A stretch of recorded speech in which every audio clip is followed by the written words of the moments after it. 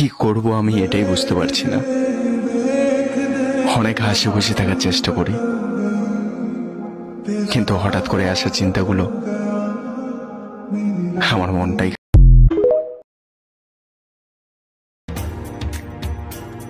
আমার এই জীবনে আমি অনেক সিনেমা দেখছি, তবে তোমার করা অভিনয়টাই সেরা ছিল। আমার যদি ক্ষমতা থাকতো বিশ্বের সেরা অভিনেত্রী হিসাবে পুরস্কারটা আমি তোমাকে দিতাম। ভালোবাসা নিয়ে গেছে মৃত্যুর কাছাকাছি।